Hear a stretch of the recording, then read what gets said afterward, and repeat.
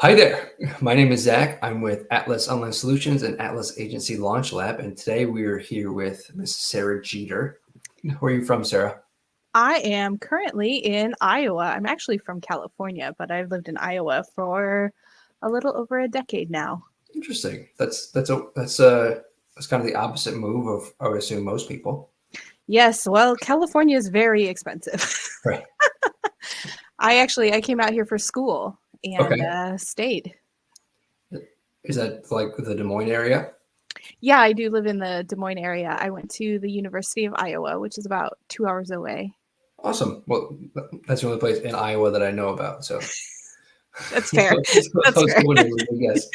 Um, so just real quick for anybody watching, this is something that I like to do usually Tuesdays and Fridays live with another agency owner, um, whether they're just starting out or they've been doing this for a decade and they've got lots and lots of clients. It's sort of just a real quick kind of impromptu.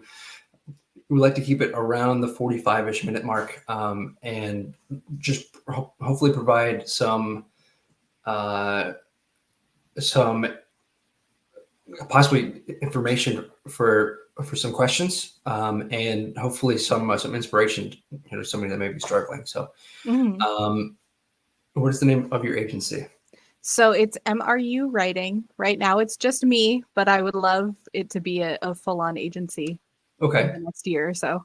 awesome. Is there something about your agency name that makes it uniquely special to you? Yeah, so I chose the name MRU Writing because when I still worked in corporate, my nickname at my company was Magical Rainbow Unicorn.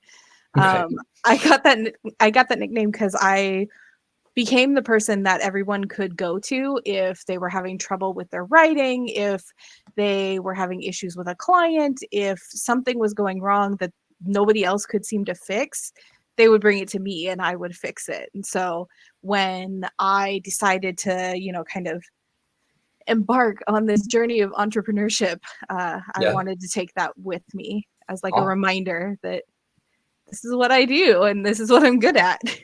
awesome. Where were you the magical rainbow unicorn? So I worked for Haibu, which is they do website design. They also, when I was leaving, they were starting to get into doing like Facebook socials and advertising and stuff like that. But I primarily worked with their website writing and design team. Awesome, very cool. So this isn't too far of a jump for you then. No, Awesome. no. Well, it the the job is not too far, but obviously going from getting a paycheck to being your own boss is definitely a leap. Was Right. was that smooth or was it a little bit more on the rocky side? It was definitely not a smooth transition. It was one that I needed to make for my own mental health. I had realized within myself that the requirements of a corporate job, the kind of rules that you have to follow and the very rigid structures and the ways that you interact with clients was not how I wanted to interact with clients and not how I wanted to be. Okay, But it is definitely very different to kind of move into that space where you're having to find all of your own clients and where you're having to, you don't have consistent income, so you're having to make your own decisions and you're having to be your own accountant and your own scheduler and your own all of the things, your own marketer. So I definitely made some mistakes when I first started out. I definitely did a lot of like underpricing, overbooking, a sure, lot of things that are pretty common among rookie entrepreneurs, I feel. of course, yeah. You got to wear all the hats, right? Yeah. You're good at the one thing, but you've never done the accounting Yeah. Yeah. and And the it's other it's stuff. like I tell my clients, you can't be an expert in everything, but when you're starting out as an entrepreneur, you have to kind of be an expert in everything at least for a minute. Yeah, it's always the biggest catch. Um, what got you in? What got you involved in this space? You Like the touched on it digital a little bit. marketing space. Yeah.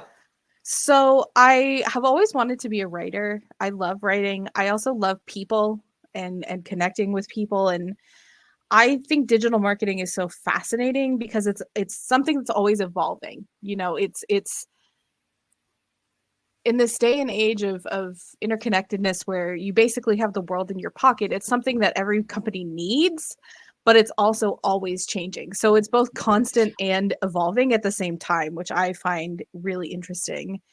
And I focus primarily on businesses and nonprofits that are owned or operated by traditionally underserved communities. So, Okay.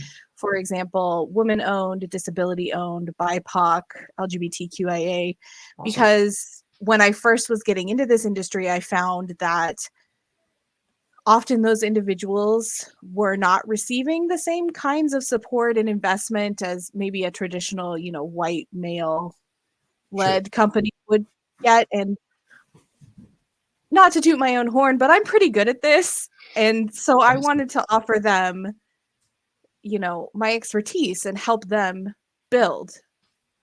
So, yeah. Awesome. There you go. Perfect.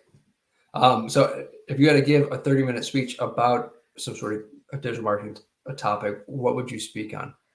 I honestly, I could do a whole TED talk on like the evolution of content marketing because I think it's so fascinating how we've transitioned. We used to be primarily interruption based marketing. So when you think about, advertisements and shows, right? A Sure. commercial break pops in. And we've evolved from that, to permission based, story driven styles. So people are signing up for your newsletters, people are coming to your social media or your website to learn about you and your business and your ethics and what you believe in and what you stand for, and that kind of connectiveness where you really have to know and dial in to what your ideal customer is, what they look like, who they are, Sure. because especially with digital marketing, it can very much feel like you're talking one-on-one with someone, right? You look Yep. at campaigns like how Wendy's Twitter blew up when, the Wendy's girl started being snarky at all the other brands, right? And people loved that and Right. were invested in that because it's humanizing. Right. And I think it's so fascinating. I love it. Good. So you mentioned that the pattern interruption used to be huge, like whatever you can do sort of to stop. Are you saying that's not important at all, or is it I think that interruption based marketing still has a place. okay? Obviously commercials are still effective. Otherwise, businesses would not be paying millions of dollars for advertising spots. Sure. But I also think you're seeing a rise in things like influencer partnerships with brands, right? Brands are reaching out to, say, a TikTok influencer who has a network because they know that that influencer already has a built-in trust with Sure. their audience. So instead of it being an interruption based, here's an ad, it's here's this person that this audience is already connected with telling you about a product. It's less about the get this in front of as many eyes as possible, and it's more about targeting those advertisements so that the audiences that you are getting in front of are exactly who you're wanting to reach. Sure. Oh, excuse me. I was getting late. um, yeah, and they already have that. You said the level of trust, but Mhm. eh, I'm sorry, not but and that's where the attention is now. Right. It's moving away from TV commercials to, you know, you got to figure out where the eyeballs are. Right, because people are it's just a fact that there are fewer people subscribing to things like cable TV. There are fewer people, watching daytime television. People are Right. subscribed to streaming services, YouTube, TikTok, Netflix, Hulu. And as those platforms are also offering, no ad paid options, Right. businesses have to find those ways to still get that message out there without being able to rely on the consistent interruption based marketing that they've used before. And that's where, Yeah. the storytelling and the connection comes in to Right. all of the marketing you know, all of your plans, everything that you do has to be constructed around building those relationships and bringing people in through those connections with influencers or through those product placements in, you know, shows that everybody loves, or sound bites from, you know, a celebrity that people are following, things like that. Sure. You mentioned Hulu and such. Um, one of the options on Amazon Prime is it's called Freevee, Mm-hmm. and so but it's weird. The ads don't seem targeted, and it's the same ones over and over and over again. And so you know that they're spending money, to cover the ad spend. Um, but at the same time, it's like, oh, here's this commercial again. I'll just pick up my phone and go, Mm-hmm. and then bring my eyeballs somewhere else. So that's just that. All that is just, Yeah, they're just lighting money on fire at that point. And it's really interesting. It's I think it's how you can tell the companies that have spent the time to like invest in the research of what marketing is doing right now versus companies that are still kind of stuck yeah, in the idea that, well, eyes will have to be on my stuff, so it doesn't matter. And it's right, like, eyes don't have to be on your stuff anymore. right, That's the privilege of the Internet of Things. If I don't want to look at your thing, I can look at something else. I don't have to pay attention to you. So there, right, you have to give me a reason yeah, to care. And if you're showing me the same 15-second soundbite 27 times, I'm just not going to care anymore, you know? yeah. That's one of the biggest changes that a lot of these big companies aren't taking advantage of, because I'm assuming that their head of advertising, are normally older people Mm-hmm. who have grown up, and possibly, I learned this way in school, and I did it in my 20s, and it's it, it's been working so far. Or I'm not really keeping track of metrics, but I have all this budget to spend, so we'll throw it at the old ways. Yeah. And then you find a lot of the smaller companies are coming in, and as long as they can figure out where the eyeballs are going, they're going to win. So Yeah, I think that's why you're seeing such a boom right now. And it sort of started when the pandemic started, but you're seeing a boom of small businesses and entrepreneurs and first-time business owners coming into the space and absolutely crushing it, succeeding because they took the time. You know, there are all of these businesses, makeup companies and food companies that have come up like specifically on TikTok or Instagram right, because they took the time to be like, okay, my target audience, you know, is 18 to 24-year-olds who spend X amount of time on these platforms. This is where I'm going to target my marketing. And they don't even pay for traditional advertising anymore because right, they've honed in on that niche. And that's what you have to do. It's what, you know, it's what I was talking about digital marketing being this evolving space and marketing in general being this evolving space, yeah, especially, you know, COVID really did kind of speed up that digital marketing evolution because everything was online for 2 years. You right, know, everything none of absolutely, us were going anywhere, so yeah, everything was on the internet.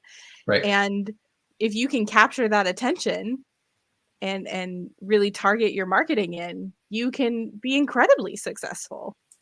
yeah. And that those who had the option before and were too, I don't want to say ignorant, but it's working for me. I don't want to learn anything else. Um, a, a lot of those guys failed, and a lot of the ones that already had a strong presence, already had good SEO, maybe already running the ads, where as soon as the lockdown came, they were able to rise up, which is pretty cool. And the other thing that you mentioned was going on TikTok and Instagram and stuff.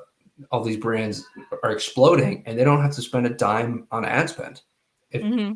or they can do it all organic, Mhm. all free reach outs, doing the short form content, the long form content, doing polls and questions, and tagging other people, and doing link circles and stuff. And Yeah. yeah, Yeah. so it's it's a crazy world. Mhm. What's a common myth about the digital marketing space? So the one that I run into a lot is that anybody can do copywriting and that a copywriter is a copywriter. So Sure. like it doesn't, it doesn't matter. A copywriter is a copywriter, whatever, they can do anything. But copywriting is such a, a diverse pool. So for example, I specialize in SEO, social media, creative copy. Those are my specialties for copywriting. I don't specialize in direct response copywriting, which is, like the long form sales letters or, email marketing blasts, things like that. I also don't really specialize in, say, technical copywriting, which is user experience manuals and, product descriptions and guidelines, things like that. So people think, well, I need a copywriter. I will just hire the first copywriter that I find. Okay. But they might not be even sort of who you need for your project. Like, don't hire a technical copywriter if you need a website rewrite. Gotcha. Don't hire a content copywriter if what you want is a lead gen funnel. Gotcha. Okay. So I think, and people jump into copywriting, they think, well, this is going to be a way for me to make fast money, right? I can just Sure. set myself up as a copywriter and the clients will come. And it's like, you have to do a little more work. Gotcha. You have to specialize and you have to figure out what it is that you want to do. Because the greatest copywriters are specialists in something. Sales copywriters, direct response copywriters, web content copywriters, email copywriters. They don't try and do it all because you can't. You can't do everything, You're gonna niche down. Sure. Yeah. Interesting. I see. It makes sense when you say it, but it's definitely not something that I've ever thought of really honed down to. Yeah. Very Yeah, cool. because it's very common to be like, oh, well, a copywriter is a copywriter, so I just need to hire a copywriter. But I wouldn't hire, a blogger to write me a Facebook ad funnel. Sure. Okay. Now, you being the magical rainbow unicorn, is that right? MRU? Yes. Yep. How did you get around that when somebody else came to you with a question that wasn't maybe in your specific niche, your specialty? Right. So the thing about being an entrepreneur, I think, is also about building connections to other entrepreneurs. So knowing people who I can refer someone to. So for example, I have several friends who are direct response copywriters. So if somebody comes to me and says, I'm looking for a long form sales letter, I have the ability to say, hey, that's not my expertise. However, let me refer you to X person or Y person. They have experience in direct response copywriting and they might be able to help you out. Because for me, it's not about like getting as many clients as possible, right? It's not about getting every client that comes my way. For me, it's about making sure that the person who comes to me is getting the best service possible, whether that's with me or with somebody else. Gotcha. So it's because of your network. Mm-hmm. Yeah. And I think that's something that's really important for any entrepreneur, whether you're a solo entrepreneur, whether you're working on building an agency, having other people in your space that you can talk to, work with, refer out, because they can also talk to, work with, and refer you to their people. So it's all about supporting each other and building that supportive space with other people who are like-minded. Yeah, that's very cool. And then what is it? You'd rather have, would you rather have all the pie that's this big, or like a slice of a slice of a pie that's this big? Right, exactly. And then prospecting is a lot of people's least fun task to do, and when you make that network and you make these connections where where you may lose a little bit of money, not not do it. I'm sorry. It's okay. You're Lose a right. little bit of money, not being able to fulfill this order, and then possibly not leave a good taste in their mouth. You pass it off, Right. and then you get people coming to you for free, right? So that's Right.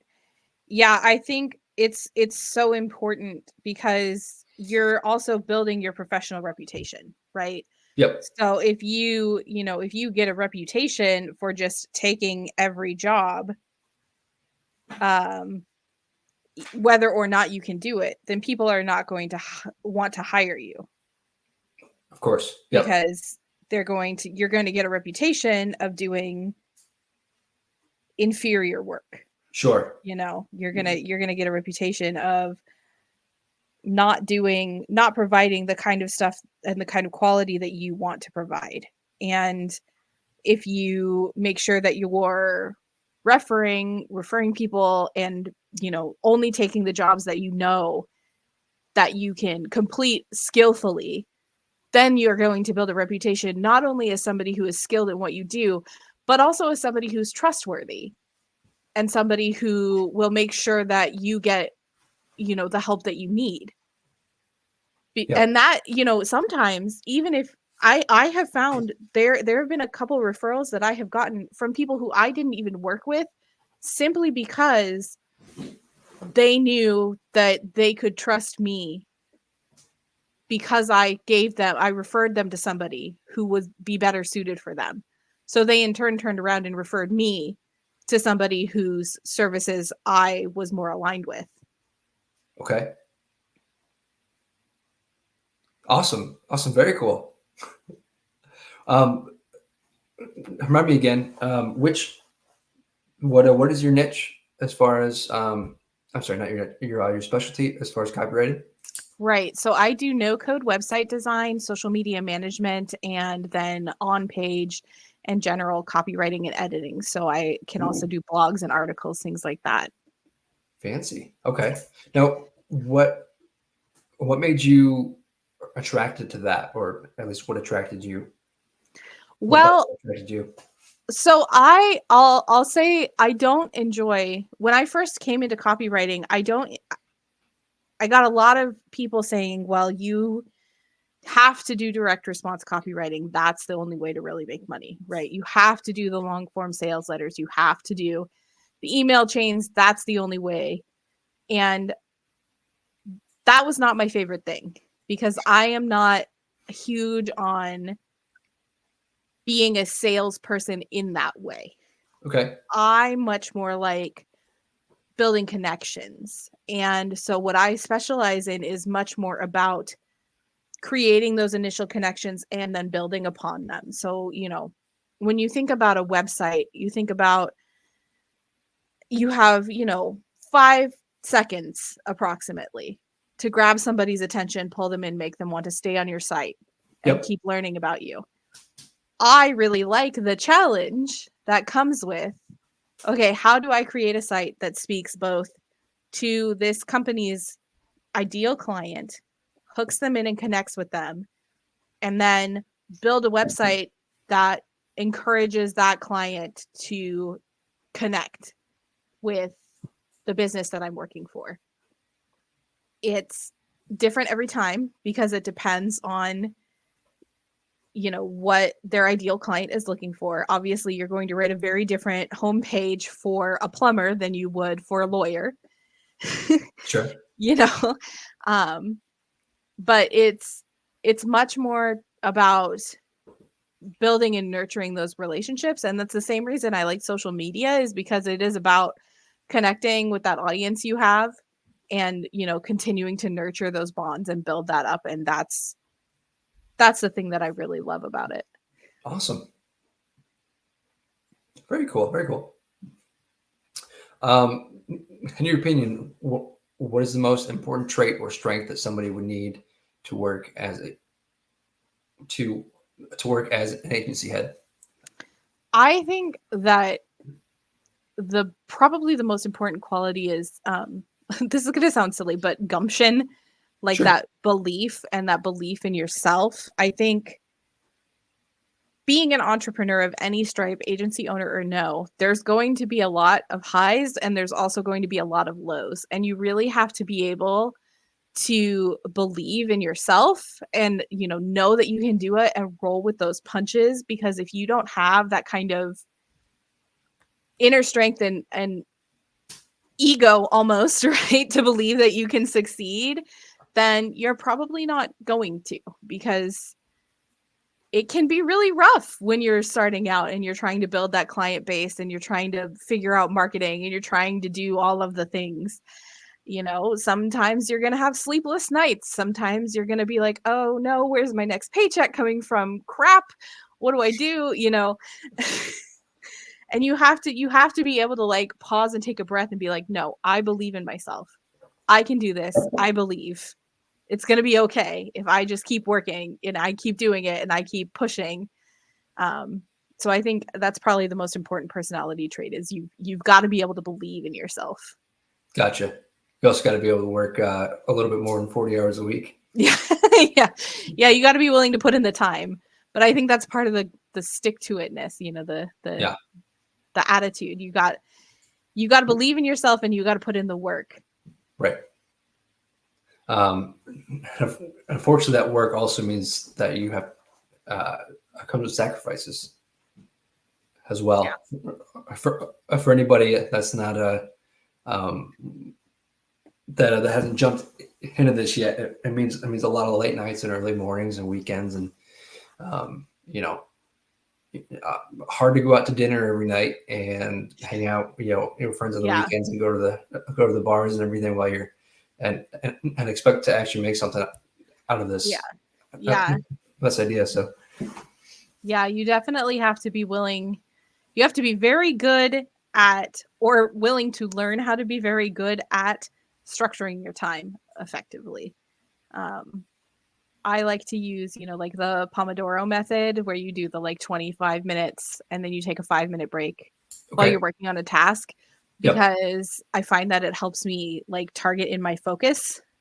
Right. So it's like I put all the distractions away, like turn my phone in silent and flip it over and put everything away and work on my thing. But yeah, I mean, right now I'm working a 25 to 30 hour a week job and also doing this, building my business up. So a lot of limited sleep nights and working through weekends. Yeah. How's it been working out for you? The Pomodoro?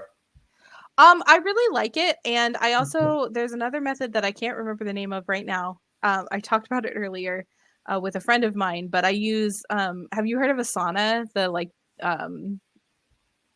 It's a board that you can use for organizing your tasks.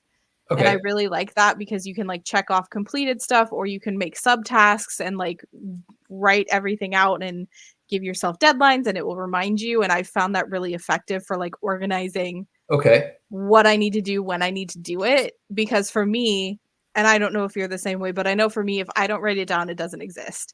Right. Okay. So if I don't have it written down somewhere in a list, on a calendar, it's gone out of my brain. Sure. What's that? What's that called? It's Asana, ASANA. Interesting. Yeah. Okay. There's another one that's similar, that's Trello, but I like Asana better. Okay, so there we go. Yeah, we use Trello as well. I've used the Pomodoro before. I personally like if I'm able to get on a roll and I'm able to get in the headspace of I'm feeling good, I want to get this done kind of thing, and just go. Mm-hmm. But if you ever get into that spot of like, I don't want to do this, I don't want to be here right now. Exactly. It's a trick, being able to set a timer, and as you're working, that there's an end in sight. Yes. And it's very close. And then you can take that 5 minutes and go for a walk and look at your phone or whatever. And then once you come back. For me, I find it helps me if I'm doing like cold outreach messages and emails, because those are not my favorite things. So if I set a timer and I could be like, okay, in 25 minutes, I can stop doing this for a little bit. Yep. That it makes it makes me actually start doing it as opposed to just putting it off forever, because I know that there's an end. Yep. But the suck will only be so long. Right, exactly. Exactly. You'll have the undetermined amount of like, oh, this is terrible. Yeah. I have 3 more reps. Here we go. So yes, it's like, I know that I'm going to work 2 hours total on this thing that I don't enjoy, and then it'll be done because I've finished my Pomodoro cycle. What is one piece of advice that you give to somebody starting out? Have a contract. Okay. Have a contract. I cannot overstate enough the importance, whether you find a contract online that you modify with like your business name and your payment information, whether you write your own, whether you find a lawyer to write a contract for you, but having something written with your clients that specifies what you're doing, Yep. the timeline that you're doing it on, and how much they're going to pay you. Because it is so easy, especially when you're starting out, is so easy for clients to get in that scope creep, right? And start being like, oh, well, you said you'd give me 2 edits, but I really want this 3rd edit. Oh, you said you'd give me 3 social media posts a week, but this week we're promoting a new item, so I really need 5 posts a week from you. You know, that it's so easy, especially if you don't have a lot of experience in the space, especially if it's like your first few clients. So like getting that contract and being like, per our contract, this is what we're doing. Right, exactly. If you would like to revisit how much work I'm doing, we can also revisit payment terms and write a new contract. But just give yourself that security, give yourself that peace of mind, give yourself covering your butt, like making sure that you're okay. Otherwise, speaking from experience, otherwise you might run into, some trouble with your clients, and you might come to a point where you just have to cut a client loose and lose that money or lose, that time because you didn't have a contract in place and you hadn't protected yourself. So that would be my, if you're setting out on this entrepreneurial journey for yourself, have a contract. Have a contract. Yeah, I mean, it's definitely good to be able to be a little flexible. Right. I mean, that would be right. Of course, it's not, I'm not saying that like you turn down any request that a client makes, but if stuff starts getting, a contract is what will protect you. Sure. If stuff starts getting out of hand, right? Gotcha. Yep. If things start getting, if a client is consistently demanding more time or more work than what you agreed to, then the contract is what will let you go back and be like, hey, we agreed to this. I've been doing this for you. We agreed to this. If you want me to consistently do, 1 week of 5 posts is okay. If they start asking you for 25 posts a month instead of 15, that's when you need to be like, maybe you should pay me more money then. Yeah. I definitely know your worth. It's always a little nerve-wracking when this becomes when you don't have much of a reputation behind you. You don't have a brand. You don't have any clients, and you're really struggling. Yeah. Definitely don't let them push you over and step on you. But if you are able to make to fulfill those requests, I guess it go either way. If the client is really caring about your time and your work, and they're like, wow, this company is amazing. The other ones I worked for were, no, I can only do this, and this, and I just really needed this, the spot, and they came through, that could actually put you forward. So yeah. Yeah, it's the difference between like a one-time ask and it becoming a consistent demand. Right. So it's the difference between accommodating a client who, you know, realized, so sorry, I need one more rounds of edits on this services page before I can finalize it, Yep. and the client who consistently disrespects the boundaries that you've put in place and therefore disrespects your time. Sure. Yeah. Right. So, Yeah. and I think that's, for me, that's why I found having a contract is so helpful. Especially, you know, if you have a client who's never worked with a freelancer or an entrepreneur before, and so they're just used to working with employees, for Yep. example, like an in-house marketing team, and now they're outsourcing their marketing. Yeah. Having a contract also helps them because it helps them be very clear, you know, on what they're agreeing to and what they understand to be what is going on between the two of you. Yeah. And it gives both parties that kind of peace of mind. Like, you're guaranteeing I'm going to do this for you, and they're guaranteed to get that from you. So Sure. yeah. Right. Communication's key. Yeah. Everything's gonna be different, and the intention means everything. Yeah. I definitely don't be afraid to fire a client. Yes. It's more of a headache Yes. if they're not putting out. If they're not, obviously, if they're not paying you, or Right. if they're just a huge headache where you could be spending that time, not frustrated and wanting to get out of there.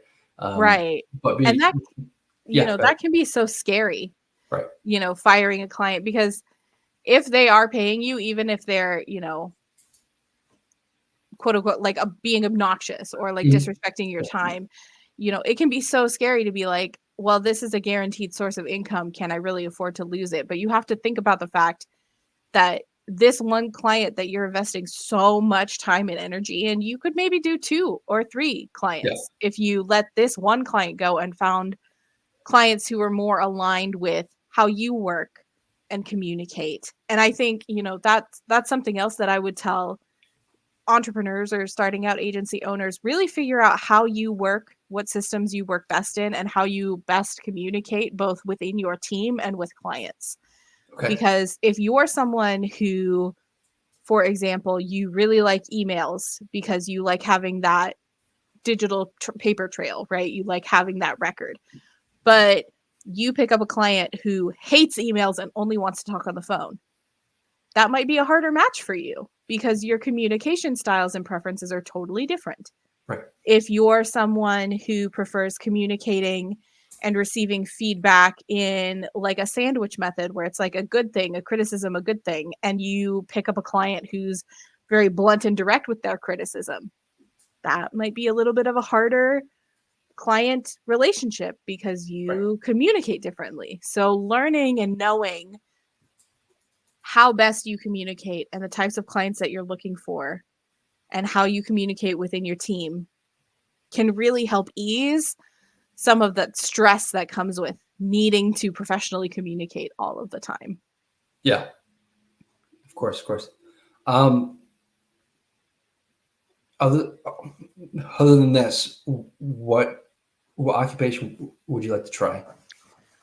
So I have, you know, like I said, I've always loved writing. I'm actually writing a novel right now. Ooh, okay. I'm working on a horror novel. Okay.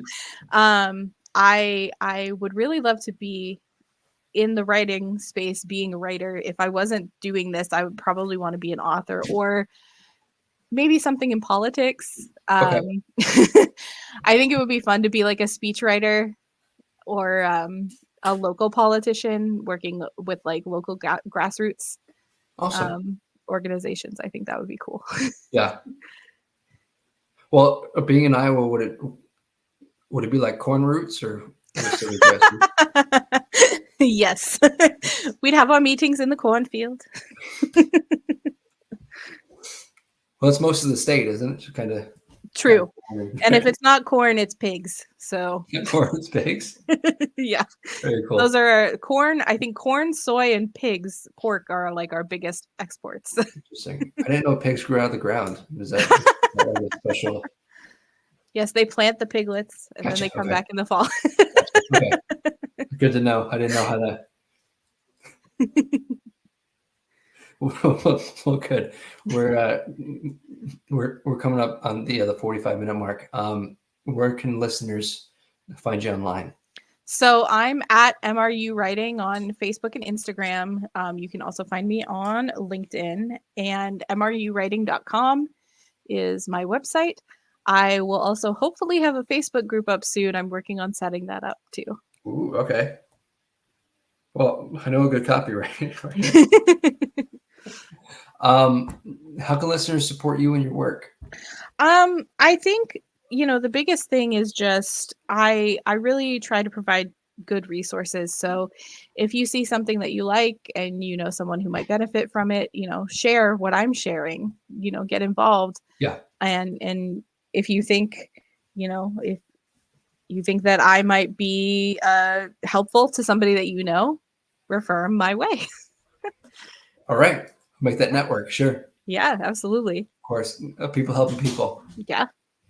All right. So I will put those in the comments for anybody watching this after the fact.